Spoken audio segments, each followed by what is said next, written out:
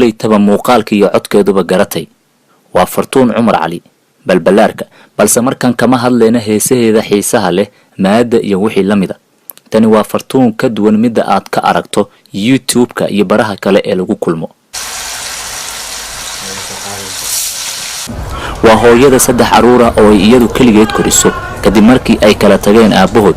waxay si maalinlaha uga warqabtaa caruurteeda oo ay u diyaarinayso nolol ka duwan midda social media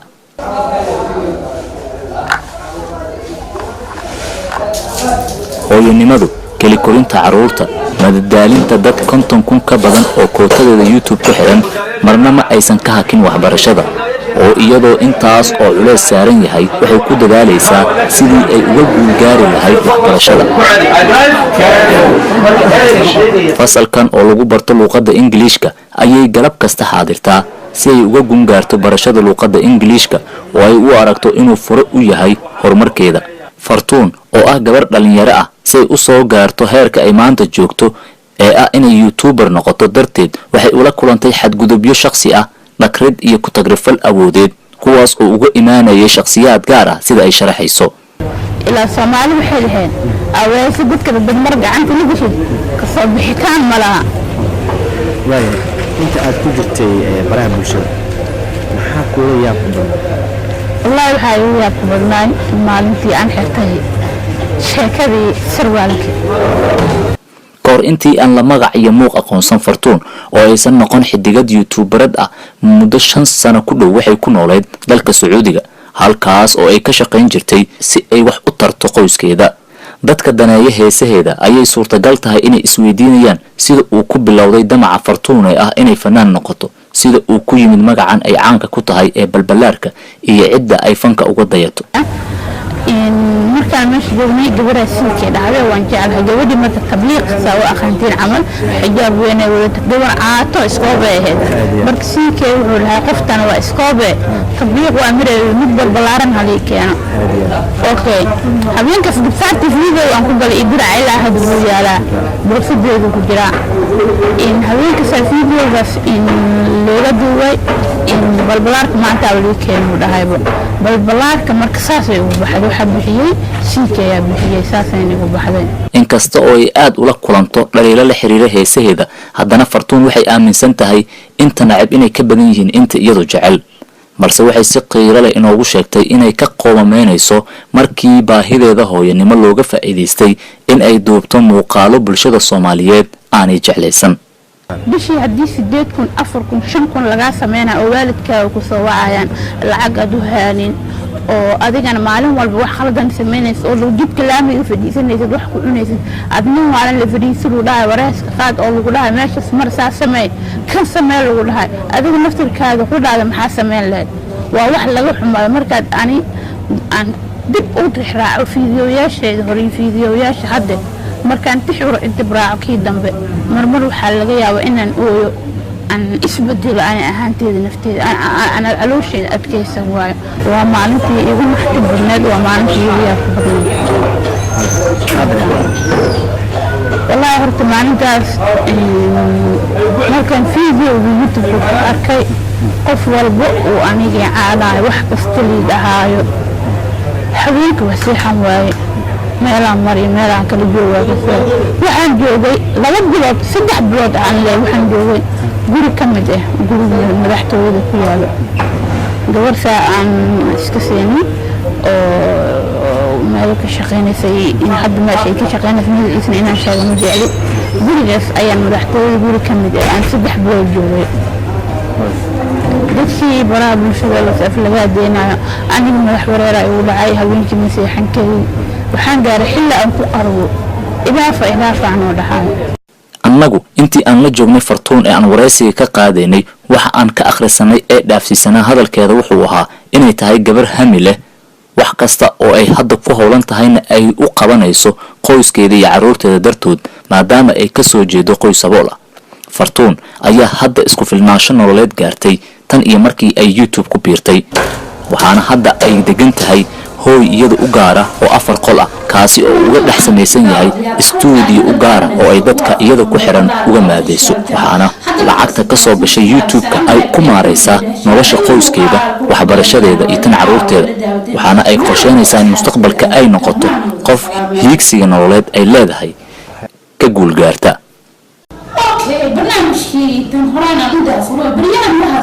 kolba muuqaalka iyo magaceeduba garatay waa Fartuun Cumar Cali Balbalaarka balse markani kama hadlayno hooseeda xiisaha leh maada iyo wixii la midka ah tani waa Fartuun ka duwan midda aad ka aragto YouTube-ka iyo baraha kale ee lagu kulmo waa hooyada 3 caruur ah oo iyadu kaligeed koriso kadib markii ay kala tageen aabahood waxa ay si maalinle ah uga warqabtaa caruurteeda oo ay u diyaarinayso nolol ka duwan midda social media Fartuun waxaa ku taqaanaa oo kaliya intaad aragtay soo bandhigida fanka iyo arrimo kale oo la xiriira inay raashin ka bixiso arrimo iyada lidka ah laakiin nolosheeda kale maxaa ku taqaanaa kalaan iyada ogaan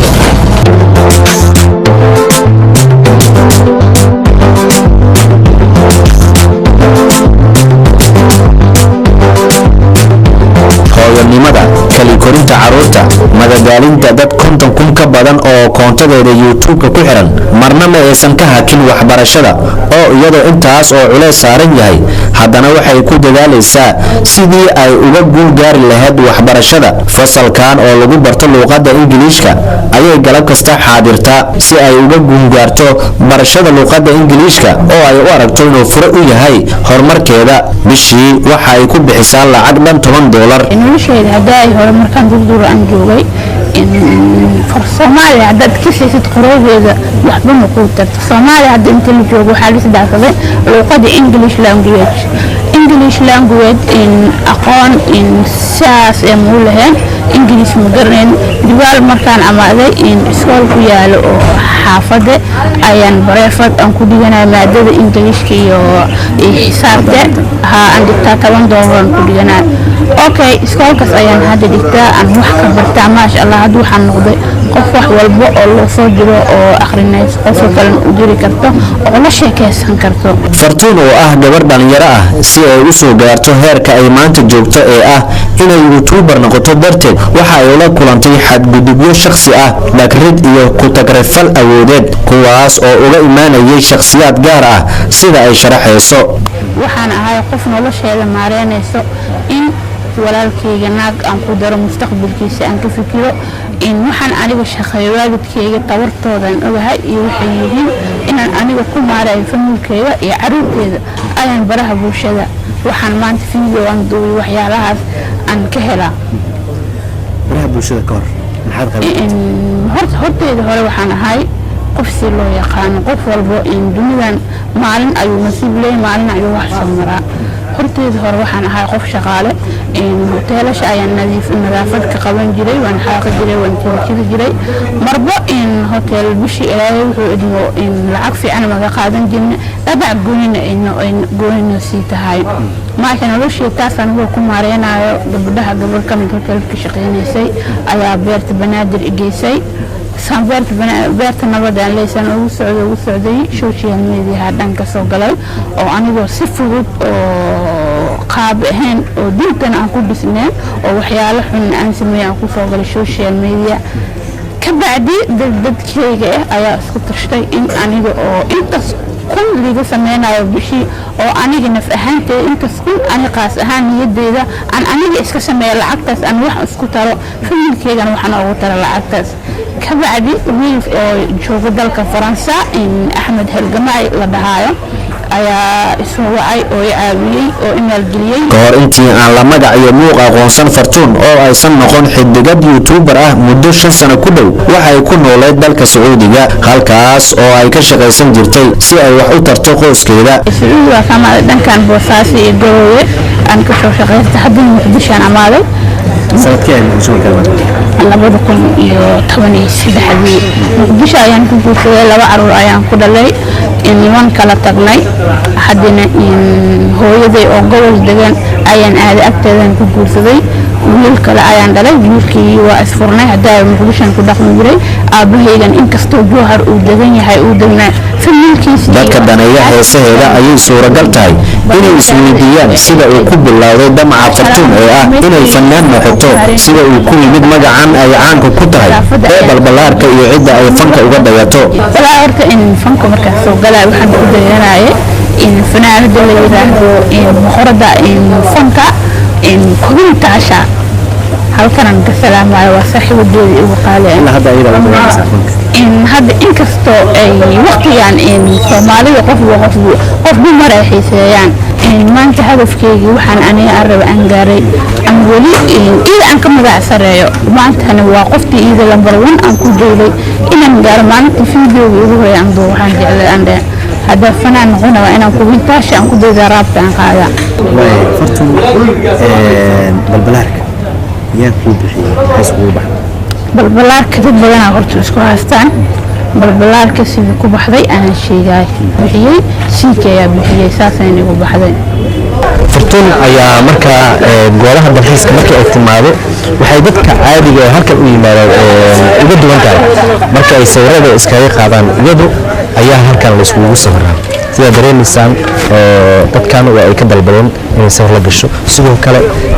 marmaano ama sawir qaadayaal ayaa halkan jooga oo iyaguna doonaya in markaasi ay sawiraan fartuun iyo dadkeeda inkasta oo ay la kulanto dhaliilo la xiriira heesaheeda haddana fartuun waxay aaminsan tahay inta nacab inay ka badan yihiin inta iyadu jecel balse waxay si qiiro leh inoogu sheegtay inay ka qoomameynayso markii baahideeda hooyanimo looga faa'iidaystay inay duubto muuqaalo bulshada Soomaalidu aysan jeclaysan oo adigana maalin walba wax khaldan sameynayso oo jidka laamiga fadhiisanayso wax ku inaysan adna maalin la fadhiisado dhaay wareeska qaad oo lagu dhaay meesha mar saa sameey kan sameey lagu dhaay adiga naftirkaaga ku dhaada maxaa sameyn leed waa wax laga xumaado markaad aan dib u raaco fiidiyoyaasheeda hore fiidiyoyaasha hadda markaan tixuro inta raaco kii dambe marmar waxaa laga yaabaa inaan ooyo an isbedelo aan ahaanteeda nafteeda ana alooshayda adkaysan waayo maanta jibiga aan ku jiro iyo dadka sida ay jecel yihiin iyo farxadeeda ay ka shaqeeyaan ma soo koobi karo annaga intii aanu la joognay fartuun ee aan waraysiga ka qaadaynay waxa aan ka akhrisanaynay ee dhaafsiisan hadalkeeda waxa uu ahaa inay tahay gabar hami leh wax kasta oo ay hadda ku hoolan tahayna ay u qabanayso qoyskeeda iyo caruurteeda dartood maadaama ay ka soo jeedo qoys sabool ah bila uun kadibna ay doonayso in waddanka Malaysia ay tagto maxamed yaxya jiinow dalka TV muqdisho